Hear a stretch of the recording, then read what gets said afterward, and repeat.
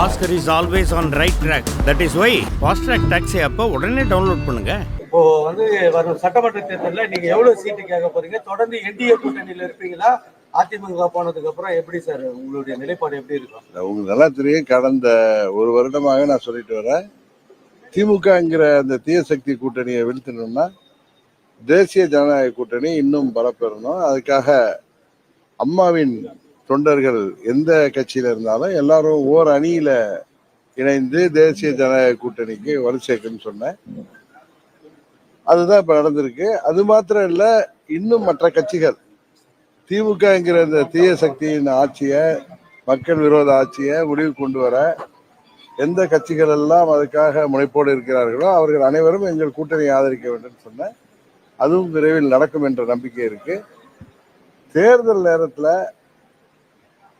எங்கள் நிர்வாகிகள், தொண்டர்கள் இவர்களின் விருப்பத்திற்கு ஏற்ப எங்கெல்லாம் எங்களுக்கு நல்ல வேட்பாளர்கள் இருக்கிறார்களோ அவர்களுக்கு கூட்டணியில உறுதியாக நாங்கள்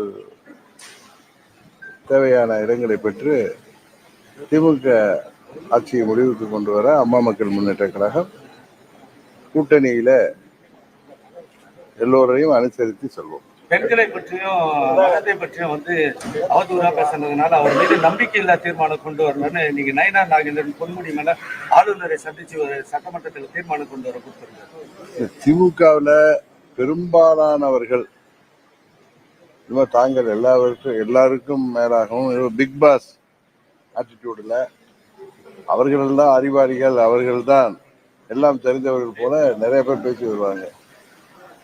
அது திரு கருணாநிதி அவர்கள் காலம் தொட்டு தொடர்ந்து வருவது உங்களுக்கு தெரியும்.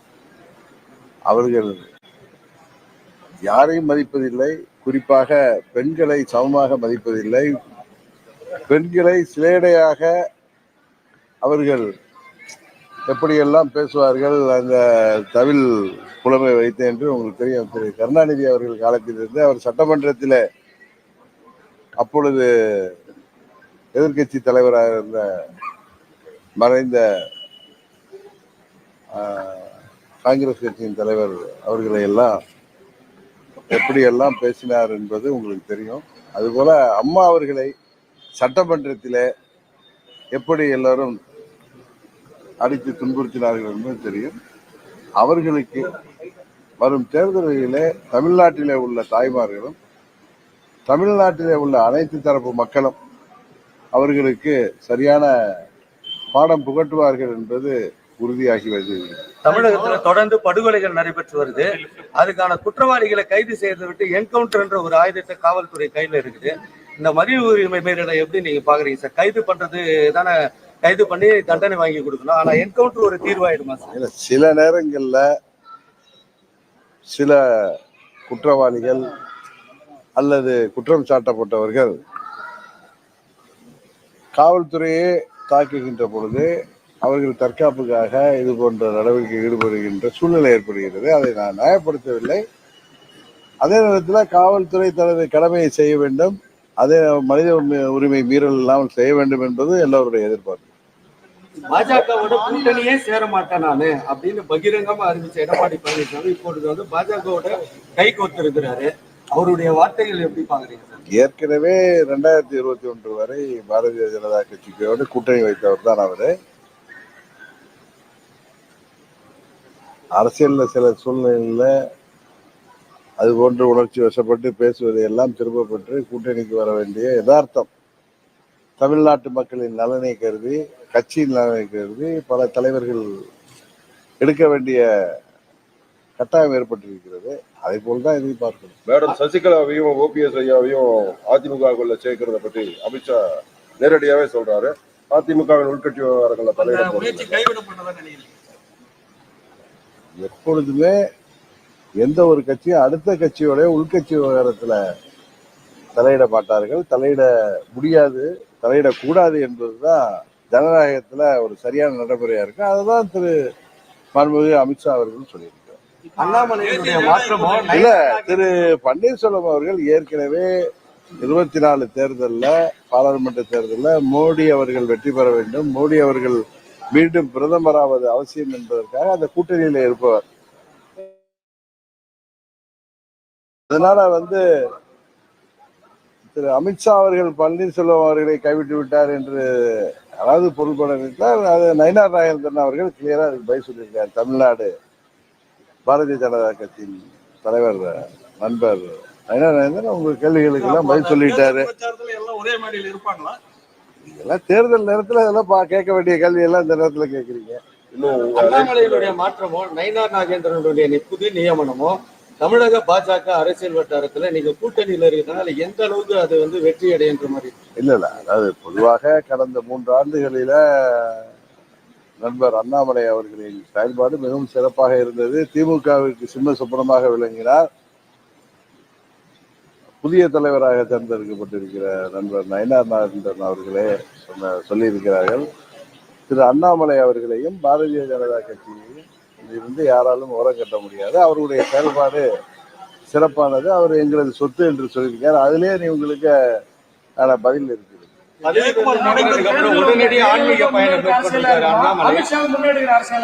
என்னங்க ஜெயலலிதாவை முன்னெடுக்கிற அரசியலா இருக்குமா உங்களோட நகர்வுகளும் அதிமுகவும் அமித்ஷாவை முன்னெடுக்கிற அரசியலா இருக்குமா ஒரு காலத்துல? நாங்கள் எல்லாம் அம்மாவுடைய தொண்டர்கள்.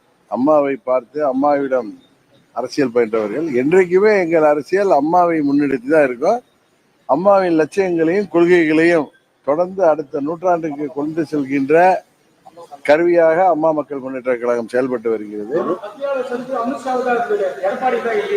எதுங்க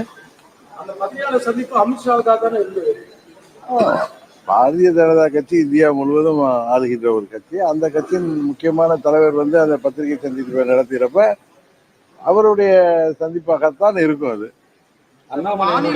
ஆன்மீக பயணம் திடீர்லாம் இல்லைங்க. ஒரு 3 நாள் போயிட்டு வரேன்னு சொல்லிருக்காரு. 14ஆம் தேதி வந்துருக்காரு. மாநில உரிமை மீட்புக்குழு அமைச்சிருக்காங்களா சார்? யாரு?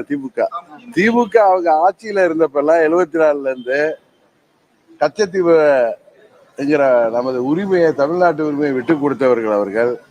காவிரி பிரச்சனையில அந்த ஒப்பந்தத்தை காலாவதியாக விட்டவர்கள் திமுகவினர். இந்த நீட் தேர்வை பற்றி நீங்க பேசுறாங்களா? நீட் தேர்வு வருவதற்கு அவர்கள் கூட்டணியாக இருந்த காங்கிரஸ் கட்சி ஆட்சியில தான் வந்தது. அதுபோல தமிழ்நாட்டு மக்களை வாட்டி வதைக்கின்ற பல்வேறு திட்டங்கள், மீத்தேன், ஈத்தேன் போன்ற திட்டங்களை கொண்டு வந்தது திமுக ஆட்சியில. இதெல்லாம் இன்றைக்கு மக்கள் இந்த ஆட்சி மேல மிகவும் கோபமான மனநிலை இருக்கிறதுனால அதையெல்லாம் திசை திருப்புவதற்காகவும் தேசிய ஜனநாயக கூட்டணி தினம் தினம் பலப்பட்டு வருவதாலும் பயத்துல அவர் சட்டமன்றத்துல இது போன்ற தீர்மானங்களை நிறைவேற்றி வருகிறார் என்பதுதான் உண்மை. அவரே தான் நேற்று பதில் சொல்லியிருக்காரு. நான் அதே போல இருப்பதா தெரியல என்ன தெரியுது அவருடைய பதில்.